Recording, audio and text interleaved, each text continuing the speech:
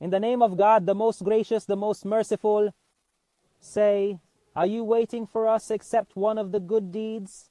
While we are waiting for you, lest God afflict you with a torment from him or from our hands. So wait, for we are with you waiting. Praise be to God, Lord of the worlds, who has destined glory and victory for himself, for his messenger, and for the believers. Humiliation and humiliation belong to criminals and arrogant people. May peace and blessings be upon our Prophet, the Mujahid, the martyr, and upon his family, companions, and those who waged his jihad and beyond. O sons of our great Mujahid people, O our Arab and Islamic nation, O free people of the world, may God's peace, mercy, and blessings be upon you. After 65 days from the beginning of the Battle of Al-Aqsa flood, the 7th glorious October, after renewed fighting since the expiry of the temporary truce 10 days ago, in which a group of our prisoners and detainees were exchanged, in exchange for our liberation of hundreds of male and female prisoners from the occupation prisons, the hateful Nazi Zionist enemy continues his barbaric aggression against our people, targeted for blind revenge against civilians, especially children and women, and the destruction of infrastructure, housing, hospitals, and civil institutions, in horrific barbaric war crimes. It is the only achievement that the leaders of the occupation and its cowardly army praise. In contrast, we announce, with God's help, within 10 days of the return of aggression and the resumption of fighting, our Mujahideen were able to confront the stationed enemy forces in the axis before the end of the temporary truce, or those forces that penetrated into new fronts in the north, center, and south of the Gaza Strip from Beit Hanun to Khan Yunis, where after our Mujahideen approached the forces stationed in sites that were fortified with heavy air cover and ground barriers, our Mujahideen were able, thanks to God, from total or partial destruction for more than 180 military vehicles during these 10 days. According to what we have documented so far, between a troop carrier and a tank and a bulldozer, in the areas of Al-Shuja'iyah, Al-Zaytun, Al-Etwam, and Sheikh Radwan, and in the Jabaliyah camp, Beit Lahia, and Beit Hanun, in the northern Gaza Strip, and in the Al-Taqadum axis, east of Deir al-Balah, in the central Gaza Strip, east and north of Khan Yunis, south of the Gaza Strip. Mujahideen attacked these Zionist mechanisms with anti-armor missiles, Al-Yasin 105, tandem shells, perpetual devices, and guerrilla action devices. Mujahideen were also able, with God's help and success, from carrying out a large number of qualitative operations against these Nazi invading forces outside the mechanisms, diversified between attacking foot forces holed up in buildings,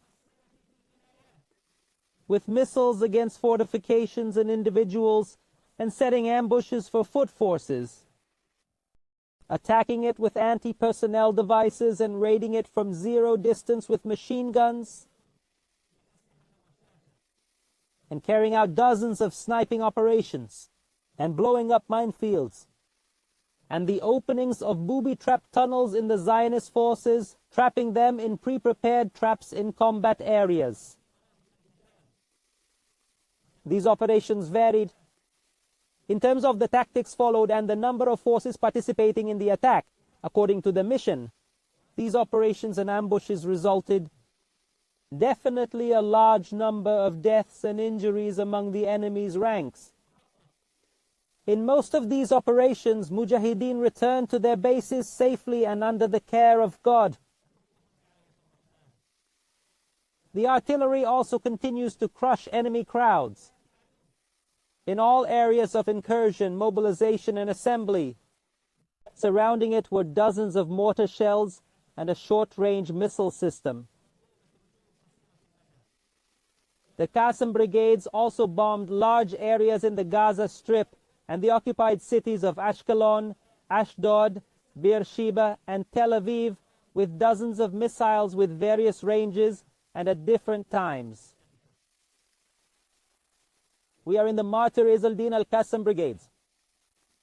We declare our continued confrontation of the Zionist Nazi aggression on the 65th day of the battle. We emphasize the following. Firstly, we reiterate that what the Zionist ground aggression achieves is destruction and indiscriminate killing. The enemy has failed and is still experiencing failure, confusion, and disappointment in the north and south of the Strip, and it will fail more and more as its aggression continues and moves on. To other areas in the sector, the longer his barbaric war continues, the more complex his disappointment becomes, the greater his defeat becomes, and his failure becomes greater with the power of God and with our hands, and the steadfastness of mujahideen in the field. Their infliction of heavy losses on the enemy will continue at every hour of aggression with the help of God Almighty. Secondly, the temporary truce has proven our sincerity and the accuracy of what we have been announcing since the beginning of this battle. In contrast, the enemy leadership and its military and political spokesmen lied, as the truce proved. None of the enemy's insistents and detainees has and will not be released except through conditional exchange, which we announced since the start of the battle. As it has been proven to the enemy and to all intermediaries, the credibility of what we talked about the killing of many enemy prisoners, and his captors as he appeared to the enemy and friend, the good treatment received by the enemy's detainees and prisoners in exchange for the occupation's criminal, sadistic behavior towards our male and female prisoners in a barbaric manner. It indicates a feeling of defeat and inferiority by the reckless Benkfair and other leaders of this gang. In this regard, we say to the enemy's masses, to its leadership, and to everyone concerned in the world, neither the fascist enemy and its arrogant leadership, the corrupt and in crisis Netanyahu, or the senile old man Gallant, nor the supporters and complaining Zionists behind them from the White House. They can take their prisoners alive without exchanging, negotiating, or agreeing to the terms of the resistance and the Qassam. Their operation proved a failure. 2 days ago, one of the prisoners was liberated. That this battle and other battles in the history of our resistance have proven this fact. The pens have lifted and the newspapers have dried. Third, the enemy's repeated bragging about announcing the goal of eliminating the resistance in Gaza. It is for local consumption, to satisfy the desires of the bloodthirsty far-right public. By declaring this goal, the enemy fell into the worst of his deeds and his greatest predicament. If the enemy can eliminate Hamas, the Qassam brigades, and the resistance in Gaza, was he able to eliminate it in the West Bank and Jerusalem before? Rather, it actually reaps resistance and overwhelming support for the resistance and the Qassam. In the heart of our sacred capital, the Father employed us after he committed all his crimes and aggression, and used all his capabilities to oppress our people there for more than 20 years, while he is still receiving painful blows from us. It is our resistance, the last of which was a few days ago in the heart of Jerusalem and in others around the West Bank, and what is coming is greater with God's help and strength. Fourthly, we call on the resistance of our people everywhere, and our nation's fighters on all their fronts, and the masses of the Arab and Islamic nation. Those who reject the occupation are among the free people of the world. All parts of the world are on alert to respond to the enemy by fighting, demonstrating, and protesting, and disturb the occupation and those behind it. There is no good in those who watch and monitor the bullying of these displaced Zionist killers. Their lords are over our families, children, women, and civilians, starving them and trying to displace them. Do not undermine their interests and crush their side and respond to their aggression that targets our people as well as the sanctities of our nation, its present and its future.